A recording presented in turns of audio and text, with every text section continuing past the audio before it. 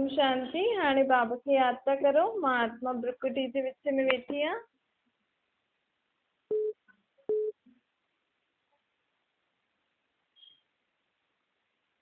मां आत्मा हाणे बाबा खे याद थी करा।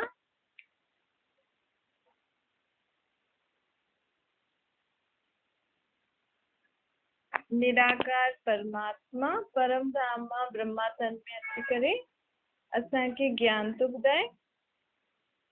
वो ज्ञान मां ॿुधां थी। अॼु मिठा मिठा श्री बाबा ब्रह्मा जे तन द्वारा चवनि था, मीठे मीठे बच्चे, हाणे संगम ते तव्हां सदा जे लाइ सभु प्रकार जे दुख अशांति सां छुटण लाइ मूंखे निराकार रूप में यादि था करो। ये संगम युग ॾाढो वॾो न हूंदो आहे, नंढो सो युग हूंदो आहे। कलयुग जे अंत में ऐं सतयुग जे आदि जे विच जे इन समय में मनुष्य आत्मा परमात्मा के निराकार रूप में यादि करे खुद जो जीवन सुख शांतिमय ठाहींदी आहे। बाबा चए थो कि इन युग में मनुष्य खे बाबा सब प्रकार जी मेहनत सां मुक्त कंदा आहिनि।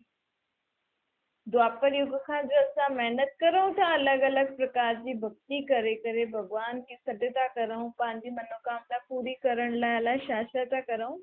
लेकिन हिन संगम युग ते परमात्मा चईंदो आहे कि हाणे मां तव्हां सभिनि खे सभु प्रकार जी महिनत सां छुड़ायां थो ऐं तव्हांखे सहज तरीक़ो थो ॿुधायां पंहिंजे दुखनि सां मुक्त थियण जो ऐं पंहिंजी सर्व मनोकामना पूरी करण जो। कहिड़ो सहज रास्तो आहे? सिर्फ़ु पंहिंजे खे आत्मा सम्झो और निराकार परमात्मा खे यादि करो। इहे असांखे कर्म कंदे हुए ई अभ्यास करणो। कर्म योगी ठाहींदो आहे बाबा।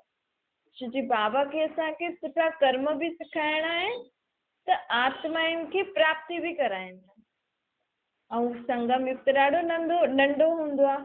भई बाबा चए ठीकु आहे, थोरा ॾींहं त तपस्या करो, पोइ मां तव्हांखे कर्म करण बि सेखारियां थो। लेकिन परमात्मा के खुद जो शरीर न हूंदो आहे न, त वो ईंदो ई थोरे समय जे लाइ आहे, ॿिए जे शरीर जो लोन वठंदो आहे। हाणे एॾी परम शक्तिशाली आत्मा ॿिए जे शरीर में अचे त वो शरीर बि त एॾी देर उन शक्ति खे संभाले सघे न। इन करे परमात्मा थोरे समय में ई पंहिंजो सभु कमु करे वेंदो आहे। मुंहिंजी पूरी विश्व जी आत्माउनि खे प्राप्ति बि कराईंदो आहे, उन्हनि खे मुक्ति जीवन मुक्ति जो वरसो बि ॾींदो आहे, उन्हनि खे सुठा कर्म करण बि सेखारींदो आहे। ॾिसो हिकु ऐं हिन नर्क खे स्वर्ग बि ठाहींदो आहे। नर्क खे विनाश कराए स्वर्ग जी स्थापना बि कराईंदो आहे। सभु धर्म वारनि जी सभी मनुष्य आत्मायूं, प्रकृति, जीव जंतु सभिनि खे परमात्मा हिन थोरे समय जे लाइ प्राप्ति कराए छॾियो आहे। छोजी सर्वशक्तिवान आहे त हुननि में एतिरी शक्ति अथसि कि थोरे से समय में सभिनि खे ख़ुशि करे छॾियो आहे। तॾहिं त माण्हू सभु हुननि खे यादि था करनि ऐं नाम छा रखंदा आहियूं असां? शिव भोलानाथ। कमु एॾो वॾो कंदो आहे ऐं नाम चऊं था इहो शिव भोलानाथ। भोलो नाथ सदा शिव अर्थात सदा कल्याणकारी आहे। सदा शिव जो मतिलबु अर्थात सदा कल्याणकारी। शिव मतिलबु हूंदो आहे कल्याणकारी। हिकु शिव बाबा जो असली नाम शिव ई आहे, पर माण्हुनि उन्हनि जे कर्तव्य जे हिसाब सां अलॻि अलॻि नाम रखिया अथई। लेकिन बाबा चईंदो आहे मुंहिंजो नाम असली शिव ई आहे। शिव भोलो भंडारी चईंदा आहिनि, शंकर खे भोलेनाथ न चईंदा आहिनि, शिव भोलो भंडारी। शंकर आहे देहधारी जो शिव जी यादि में वेही तपस्या कंदो आहे, ऐं शिव आहे निराकार ज्योतिर्लिंग। शिव निराकार असांखां कुझु बि न वठंदो आहे ऐं असांखे एॾी प्राप्ति कराईंदो आहे। असांखे चईंदो आहे कि पंहिंजा दुख अशांति विकार मूंखे ॾियो, उनजे बदिले मां तव्हांखे सभु कुझु नयो थो ॾियां। ऐं वठंदो बि कीअं तरीक़े से आहे? चईंदो मन ऐं बुद्धि सां मूंखे सभु कुझु ॾियो, मूंखे स्थूल रीति में कुझु न खपे। लेकिन पंहिंजे मन सां बुद्धि सां ईअं सम्झो कि असां सभु कुझु बाबा खे ॾेई छॾियो ऐं मुंहिंजो सम्झी करे सभु कुझु कार्य में लॻायो। त मां तव्हांखे सत्य पे सभु कुझु नयो ॾींदमि। बाबा चए थो मां ज्ञान जो सागर, मां अची करे तव्हां ॿारनि खे आदि मध्य अंत जो ज्ञान ॾींदो आहे। त मां ही ज्ञान ॾेई सघंदो आहे, शंकर या ब्रह्मा या विष्णु तव्हांखे ज्ञान न ॾींदा। हाणे बाप इन ब्रह्मा जे तन में अची करे असांखे ज्ञान थो ॾे। पारलौकिक परम पिता परमात्मा हाणे आयो आहे परम धाम। परलोक न स्वर्ग खे चइबो आहे न नर्क खे। परलोक आहे परे ते परे लोक, जिते असां आत्मायूं निराकार रूप में निवास कंदियूं आहियूं। हिन करे उन्हनि खे चइबो आहे परम प्रिय परलौकिक परम पिता, छो जी उहो परलोक में रहंदो आहे न। परलोक में त असां बि रहंदा आहियूं, लेकिन उहो सदा रहंदो आहे, थोरो समय जे लाइ हेठि थींदो आहे। बाबा चईंदा आहिनि भक्ति मार्ग वारा बि जॾहिं प्रार्थना कंदा आहिनि न त अख काॾे कंदा आहिनि, मथे। भले असां चईंदा आहियूं भॻवानु भक्ति मार्ग में माण्हू चवनि था कि भॻवानु सर्वव्यापी आहे, कसमत अवतार आहे, त बि इशारो काॾे कंदा आहिनि, मथे। त इन सां असांखे सम्झणो खपे न कि भॻवान जा जेका अलॻि अलॻि रूप असां मञी करे पूजूं था, जेका अलॻि अलॻि जानवरनि खे भॻवानु सम्झी करे पूजूं था, सूर्य चांद खे भॻवानु सम्झी करे पूजूं था, गुरूअनि खे भॻवानु सम्झी करे था पूजूं, माण्हू ॿारनि खे बि भॻवानु सम्झंदा आहिनि।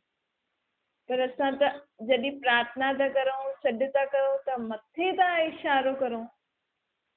हिन जो मतिलबु उहो अलॻि अलॻि रूप वठी करे हिते न ईंदो आहे न, उहो मथे ई रहंदो आहे। तॾहिं त असां घड़ी घड़ी मथे इशारो कंदा आहियूं। त इहे सभु ॻाल्हियूं वीचार सागर मंथन करे पंहिंजी बुद्धि जो तालो खोलो। बाप सम्झाईंदो आहे मां सॼे कल्प वृक्ष जो बीज रूप आहियां। हिकु शिव जे सवाइ कंहिंखे बि क्रिएटर न चई सघंदासीं। उहो ई हिकु क्रिएटर आहे, बाक़ी सभु आत्मायूं असां कहिड़ा आहियूं, क्रिएशन। हाणे क्रिएटर ई क्रिएशन खे वरितो ॾेई सघंदो आहे न। सभु चईंदा आहिनि असांखे ईश्वर अर्थात ख़ुदा पैदा कई, त हुन हिकु ईश्वर जा सभु ॿार थी विया न। परंतु अगरि असांखे ईश्वर पैदा कई त तव्हां लौकिक माउ बाप खे माउ बाप छो था चओ? तव्हांखे त भॻवानु पैदा कई न, त हुनखे माउ बाप सम्झो न। तव्हां पंहिंजे घर वारनि जी जेका माउ बाप अथव शरीर जा, उन्हनि खे माउ बाप छो था ॾियो? असल में इहे जो चईंदा आहियूं ईश्वर असांखे पैदा कयो अथई, ख़ुदा असांखे पैदा कयो अथई, इन जो मतिलबु कि असां आत्माउनि जो बाप उहो आहे। ऐं असां आत्माऊं जॾहिं कलयुग जे अंत में ख़ुदि खे भुलिजी वेंदा आहियूं त कंहिंखे कोई ॻाल्हि यादि ॾियारियो, कुझु सम्झायो ऐं हुनजो जीवन सुठो थी वेंदो आहे, त उहो चईंदो आहे न मूंखे तव्हां नया जीवन ॾिनो। ईअं ई परमात्मा बि हाणे असां आत्माउनि खे सम्झ ॾेई करे असांखे जीवन प्रदान कयो अथई, सुख शांति वारो जीवन। इन करे चईंदा आहियूं ईश्वर अथवा ख़ुदा असांखे पैदा कई, शरीर सां पैदा न कई, सिर्फ़ु स्मृति ॾियारी अथई। असल में असां सभी आत्मायूं आहियूं परमात्मा जा ॿार। हुन हिकु ईश्वर खे सभु फादर चईंदा आहिनि। गांधी जी खे सभी मनुष्य आत्मा थोरी फादर चईंदी। बेहद जो बाप हिकु ई आहे, उहो ई पारलौकिक परम पिता आहे। बाक़ी आत्मायूं त सभु हिकु जहिड़ियूं आहिनि न, कोई वॾी नंढी थोरी आहे। जीअं ज्ञान सूर्य, ज्ञान चंद्रमा, ज्ञान सितारे चईंदा आहियूं, त हुन सूर्य चांद जी साइज़ में फ़र्क़ु हूंदो आहे, लेकिन आत्मा परमात्मा जी साइज़ में फ़र्क़ु न हूंदो आहे। बाबा चईंदो आहे मां कोई साइज़ में वॾो न आहियां, लेकिन परम धाम में रहण वारो आहियां न, इन करे मूंखे परम आत्मा चईंदा आहिनि। परमात्मा में ई सॼो ज्ञान आहे। उहो चईंदो आहे जीअं मां अशरीरी आहियां, उहो तव्हां आत्मा बि कुझु समय परम धाम में अशरीरी थी करे रहंदा आहियो, लेकिन ज़्यादा समय असां हिन सृष्टि ते पाठ वॼाईंदा आहियूं। लेकिन जो आत्मायूं अंत में ईंदियूं आहिनि उहो त ज़्यादा समय परम धाम में रहंदियूं आहिनि। हाणे स्टेज ते जास्ती समय न आहे। हाणे हिन सृष्टि रूपी स्टेज ते जेको ड्रामो हले थो, वो थोड़ो समय जे लाइ आहे, पोइ नयो चक्कर शुरू थींदो आहे। तव्हां सभई आत्मायूं सितारो सदृश मूंसां मूं जहिड़ी आहियो। जीअं तव्हां सितारे मिसल आहियो, मां बि सितारे मिसल आहियां। अगरि मां वॾो हुजां त मुंहिंजे लाइ पोइ शरीर बि अहिड़ो खपंदो हुजे हा। बाबा ऐं परमात्मा ऐं असां आत्माउनि जी साइज़ हिकु जहिड़ी छो आहे? छो जी अगरि परमात्मा जी साइज़ वॾी हुजे हा त उहो जॾहिं हेठि अचे हा पंहिंजो पार्ट वॼाइण, त वॾी साइज़ वारी आत्मा जे लाइ पोइ शरीर बि त अहिड़ो खपे। ऐं बाबा खे त पंहिंजो शरीर वठिणो न आहे। इते ई मनुष्य सृष्टि में जेकी आत्मायूं आहिनि उन्हनि जे शरीर में प्रवेश करे ऐं पंहिंजो पार्ट वॼाइणो आहे, ज्ञान ॾियणो आहे। इन करे बाबा चईंदो आहे मुंहिंजी ऐं तव्हांजी आत्मा जो साइज़ हिकु जहिड़ो आहे, ताकी जॾहिं मूंखे सृष्टि ते अचिणो पए परमधाम मां तव्हांखे ज्ञान ॾियण कलयुग जे अंत सतयुग जे आदि संगम युग ते, तॾहिं मां अची करे हुन मनुष्य तन जो लोन वठी तव्हांखे ज्ञान ॿुधायां। अगरि मां वॾो हुजां त पोइ शरीर में फिट न थी सघां न। जीअं ॿियास बि आत्मायूं पार्ट वॼाइनि थियूं, उहा मां बि अची करे वॼाईंदो। बाबा परमात्मा जो पार्ट भक्ति मार्ग खां शुरू थी वेंदो आहे। द्वापर कलयुग में बाबा मथे वेही करे ई पंहिंजो पार्ट वॼाईंदो आहे, हेठि न ईंदो आहे। सत्युग त्रेता में त बाबा जो पार्ट ई न हूंदो आहे। हाणे बाबा जो सृष्टि ते पार्ट थो हले। पंहिंजे बाबा चए थो ॾिसो, हाणे तव्हांखे मां ब्रह्मांड जी ऐं सृष्टि जो ॿिन्ही जो राज थो ॿुधायां। ब्रह्मांड आहे असां आत्माउनि जे रहण जो स्थान, ये सृष्टि आहे जाते असां खेल खेॾंदा आहियूं। लेकिन तव्हां हिन सृष्टि जा बि मालिक आहियो, ब्रह्मांड जा बि मालिक आहियो। मां सृष्टि ते खेल न खेॾंदो आहे न त मां राज्य न कंदो आहे, इन करे मां मालिक न कहलाईंदो, मां ब्रह्मांड जो मालिक आहियां। यह हर हिकु आत्मा जो फर्ज़ आहे परमात्मा खे यादि करणु। हाणे बाप ॿार पंहिंजो फर्ज़ निभाइण आयो आहे। बाप ॿारनि खे लाइक़ु ठाहिण आयो आहे, ॿारनि जी सेवा करण आयो आहे।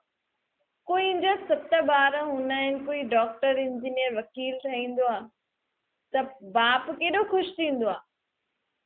माण्हू बि उन्हनि खे चईंदा अथसि की तव्हांजा त सभु ॿार एॾा सुठा अथव, परंतु सभु हिकु जहिड़ा थोरी आहिनि। कोई छा ठहींदो आहे, कोई छा ठहींदो आहे। बाबा बि असां सभिनि आत्माउनि खे शिक्षाएं हिकु जहिड़ी थो ॾे, लेकिन असां मां कोई सत्युग में छा ठहींदो, कोई छा ठहींदो। बाबा चए थो की मुंहिंजो त कोई शरीर जो नाम आहे न, तव्हांजा त अलॻि अलॻि शरीरनि ते अलॻि अलॻि नाम पियो अथव। हिकु ई शरीर खे माण्हू घणे नामनि सां बि सॾु कंदा आहिनि। हाणे बाबा अची करे असांखे सच गीता ज्ञान थो ॾे।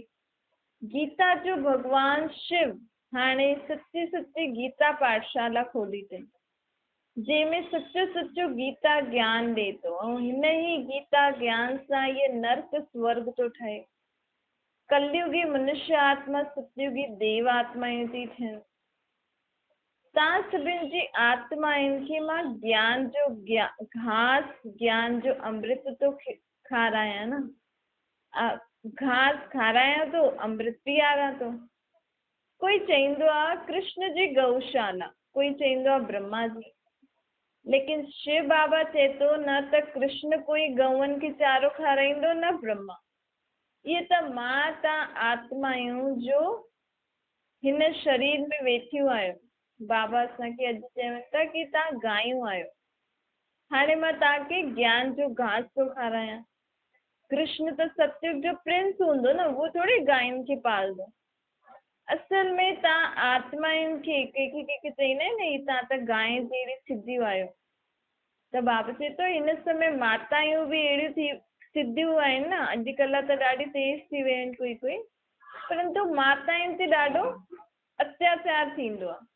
त इन करे बाबा चए थो मां तव्हां माताउनि गऊनि खे अची करे ज्ञान जो घास थो खारायां। शिव बाबा हिन ब्रह्मा जे तन में अची करे असांजी पालना थो करे। पतित पावन वो निराकार श्री बाबा गांधी जी भी गीता के खणी करे मुख सां चईंदो हुयो सीताराम सीताराम। लेकिन वो सीता जो राम स्वर्ग न ठाहींदो आहे। परमात्मा तव्हां आत्मायूं सीताउनि जो राम तव्हांखे हाणे स्वर्ग थो ठाहे ॾे। मनुष्य त भगवान खे कॾहिं राम कॾहिं कृष्ण कॾहिं कथमत सभिनि में सम्झी वठंदा आहिनि। परंतु बाबा हाणे असांखे सभु ॻाल्हियूं सहज रीति ऐं सची सची ॻाल्हियूं ॿुधाए थो। बाबा चए थो जेको मां ज्ञान ॿुधायां थो न, जीअं गायूं कुझु खाई करे उगारदी रहंदी आहे न, ईअं तव्हां बि मन में हिन जे बारे में वीचार सागर मंथन करो।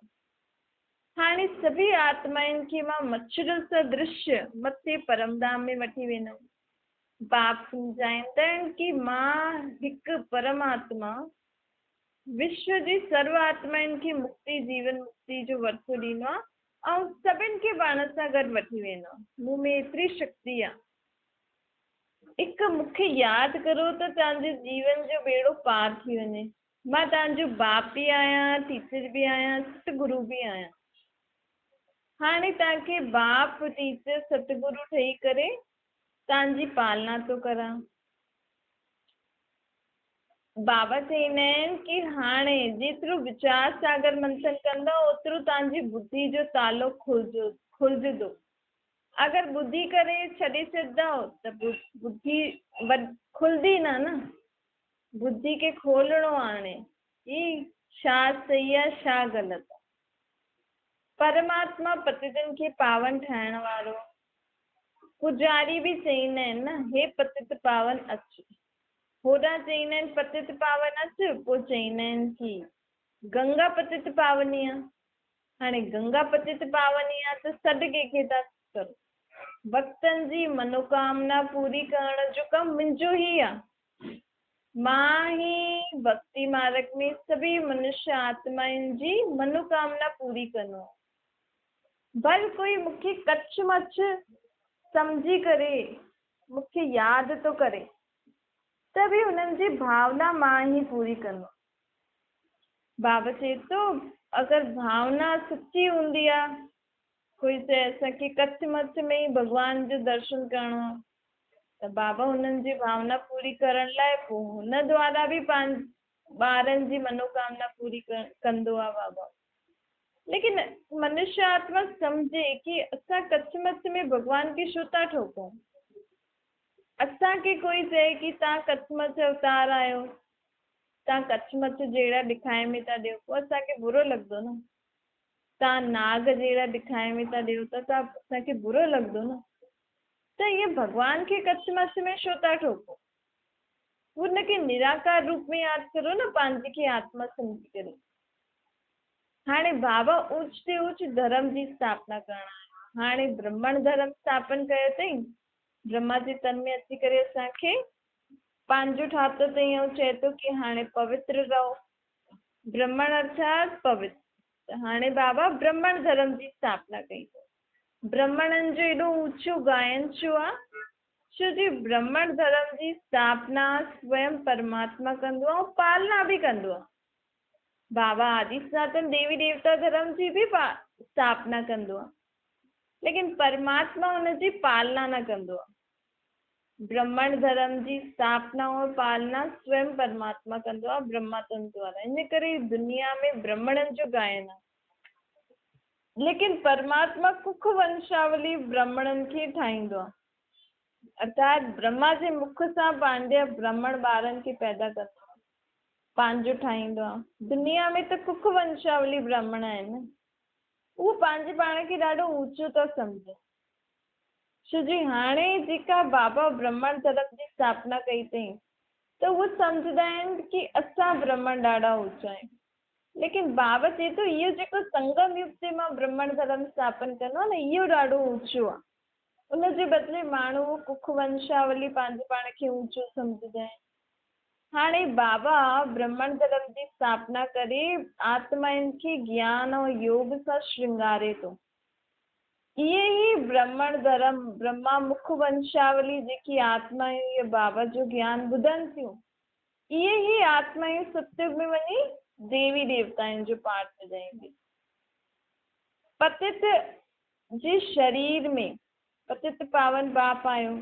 बाबा खे जॾहिं धरती ते अचिणो हुयो त बाबा खे कंहिंजो बि शरीर पावन न मिलियो। परमात्मा खे कहिड़ो बि शरीर पावन न मिलियो। छोजी हिन दुनिया में सभी शरीर त विकार सां पैदा थींदा आहिनि। त बाबा पतित दुनिया में पतित शरीर में अची करे सभिनि आत्माउनि खे पावन थो ठाहे। हर 5000 साल में बाबा पंहिंजो इहो कमु कंदो ई आहे। इहा कोई नई ॻाल्हि न आहे। बाबा चए थो मूंखे केॾी सारे ॿारनि जी संभाल करणी पवंदी आहे न।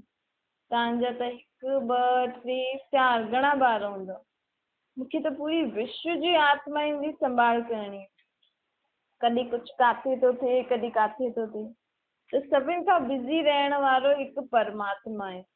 ऐं असां कुझु बि थिए थो त उनखे केॾो दोषी था ठाहिरायूं। चईंदा आहियूं न जेकी जीअं भॻवान जी मर्ज़ी, भॻवान ईअं कई मूंसां ईअं थी वियो।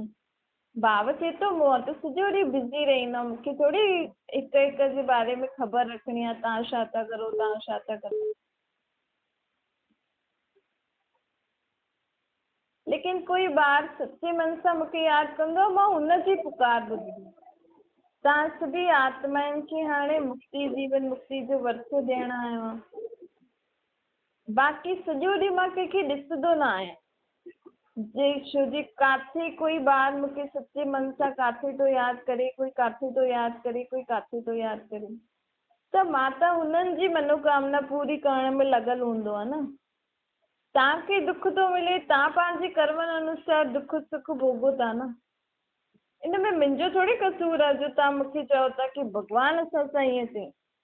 चईंदा आहिनि काॾे वञिणो हुजे त चईंदा आहिनि जॾहिं भॻवान जी मर्ज़ी, जॾहिं मथां वारे जो हुकुम ईंदो त वेंदासीं। बाबा चए थो मां कोई तव्हांखे थोरी चईंदा तव्हां हेॾे वञो हेॾे वञो। रोटी बि त बुख लॻेव थी त रोटी खाओ था न। तॾहिं थोरी था चओ भॻवान जी मर्ज़ी हूंदी त उथी करे रोटी ठाहे करे खाईंदासीं। जॾहिं मथां वारो हुकुम कंदो तॾहिं असां भोजन खाईंदासीं। ईअं चईंदा आहियूं पाण न। पोइ तव्हांखे जाॾे वञिणो अथव पंहिंजे हिसाब सां सोचे करे वञो न। मुंहिंजे मथां छो था ठोको। पोइ हिक ॿिए खे चईंदा आहिनि अरे भॻवान जी मर्ज़ी हूंदी। विच में जाॾे न जाॾे कुझु बि सम्झ में न अचे त भॻवान खे दोषी था ठहिराइनि। त हिन सां छा थो थिए, पाप थो पए न असांजे मथां। असां बेकसूर कंहिंखे चऊं की तव्हां अहिड़ो कमु था करो, तव्हां ईअं कयो, तव्हां ईअं कयो, त असांजे मथां पाप थो चढ़े न।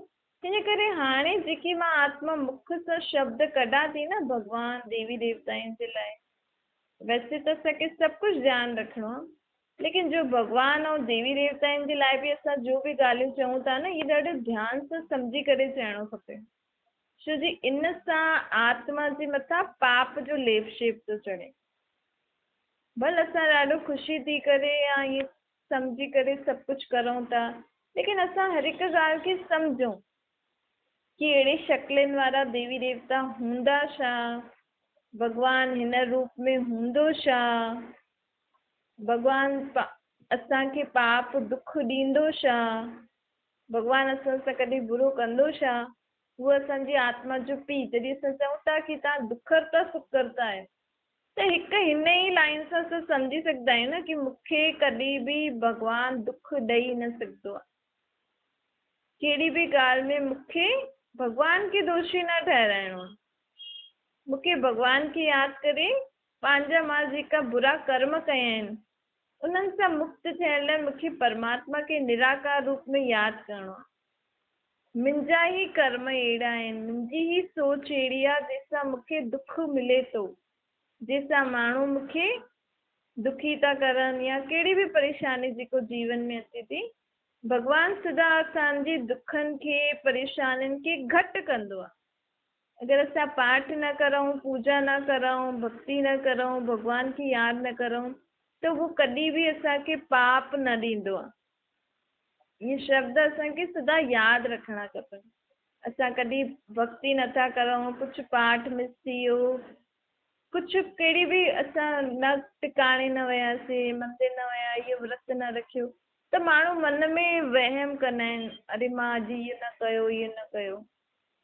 कॾहिं हाणे मूंसां कुझु बुरो न थी वञे, हीअ माता मूंखे पाप न ॾे, मां माता ते इहे न चढ़ायो, जेका बि हूंदा आहिनि न मन में इहे वहम जेका हूंदा आहिनि देवी देवताऊं भॻवान जे लाइ, इन्हनि सभिनि सां असांजे मथां पाप थो चढ़े। छो जी कहिड़ो बि हिकु त अहिड़े शक्लनि वारा, अहिड़े हथनि वारा इहे सभु देवी देवता त हूंदा न आहिनि, इहे त शक्तियूं आहिनि। आत्मा में जो शक्ति आहे उहो अलॻि अलॻि रूप ठाहे करे पूजा आदि करनि था।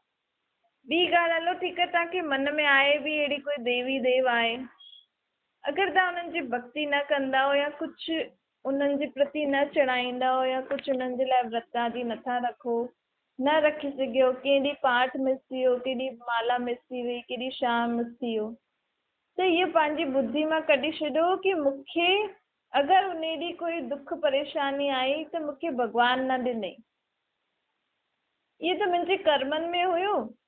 मां रोज़ु पाठ कंदी हुयमि त उहो जेका बुरा कर्म हुया न उन्हनि जो प्रभाव घटि थींदो वेंदो हुयो। अॼु मां न कयो त उहो वॾे रूप में अची वियो बसि मूं वटि। हिन में भॻवानु थोरी कुझु कई, न ही कंहिं देवी देवता कुझु कई। त हिन रीति पंहिंजी सोच, पंहिंजे शब्दनि खे परिवर्तन कंदो त असांजी आत्मा ते जेका पाप कर्म, पाप जो बोझो वधंदो थो वञे न, उहो घटि थींदो वेंदो। ऐं असां आत्मा ऐं परमात्मा खे निराकार रूप में यादि कंदा रहंदासीं त असांजे पिछले जन्मनि जा बि हिसाब किताब, पाप कर्म चुकतो थींदा रहंदा। छा मीठी मीठी स्किल जे ॿारनि प्रति माता पिता बाप दादा जो यादि प्यारो गुड मॉर्निंग रूहानी बाप जी।